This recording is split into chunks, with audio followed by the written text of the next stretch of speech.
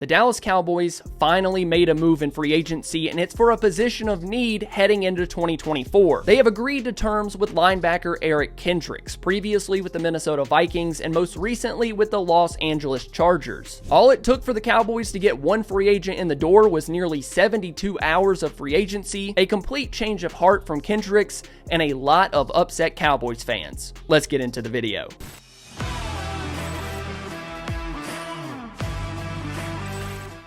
Not only did they sign someone in free agency, the Cowboys actually stole them away from the San Francisco 49ers. Kendricks had already verbally agreed to a deal with the 49ers, but I'm guessing after talking to Mike Zimmer, changed his mind and will play for the Cowboys in 2024. Kendricks will be entering his 10th season in the NFL. After previously playing under Mike Zimmer in Minnesota, at his peak, he was a really good linebacker. An all-pro. And while he might not be that type of athlete anymore, I think he's still a solid locker room guy, and he's going to be the brains of your defense in the film room and when he's on the field. The Cowboys' biggest needs going into free agency were the running back position, linebacker, and offensive line.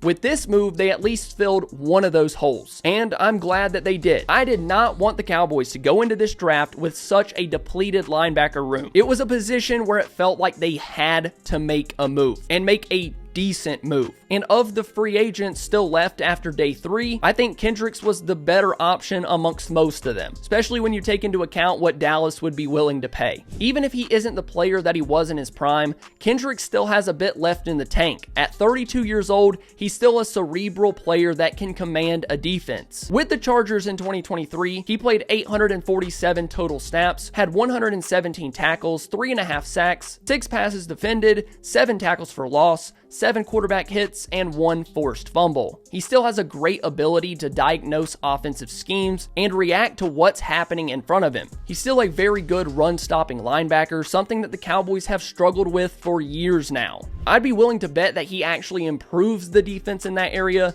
at least a little bit. Where he isn't as great as a player anymore is in coverage. That's where you can tell the athleticism has declined a bit. It's a weakness to his game at this point. But overall, it feels like he'll help in a major area of concern, and that's with the run defense. Now, I feel like we have to give someone in that building credit for this signing, and it's not the Joneses. I and many others believe that this is a Mike Zimmer move, simply because of the relationship, their time in Minnesota together. I have to imagine that Zimmer made that call to Kendricks and got him in the door. And you know, I think a lot of people are going to have a negative attitude towards this signing, simply because of how free agency has gone so far. And I completely understand everyone's frustration. The Cowboys didn't sign a big name that had been linked to them prior to free agency. But guys, I hate to be the optimist here, but I think it's a good signing. Does it completely rid the front office of not making a move until now?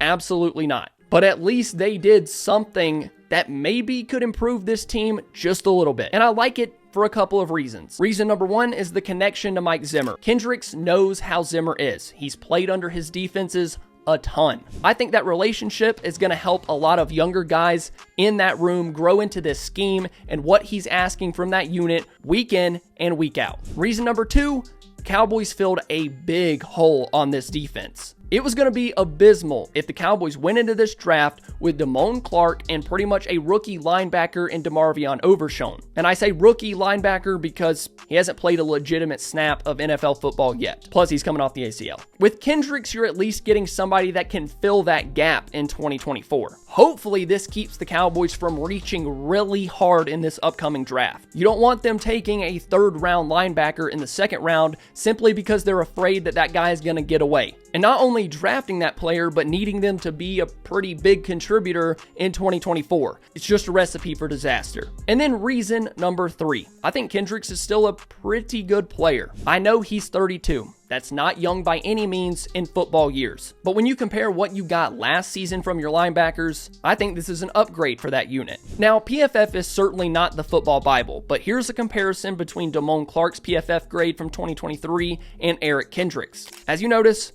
quite the difference. Now, does this signing move the needle all that much? Does it make this defense a top 10 unit next year? Are you getting 2019 All-Pro Mychal Kendricks? No. But it's a good 1-year deal. You get at least average linebacker play from a guy that might not be at his physical peak, but is surely still at the top of his game mentally. But I want to hear what you guys think. Comment your thoughts and opinions down below in the comments. Did the Cowboys make a good move, even if it did take extremely long? Let me know down below. Thank you guys so much for watching. If you enjoyed, please make sure to leave a like and subscribe to the channel. I love you all, and I'll see you next time. Bye.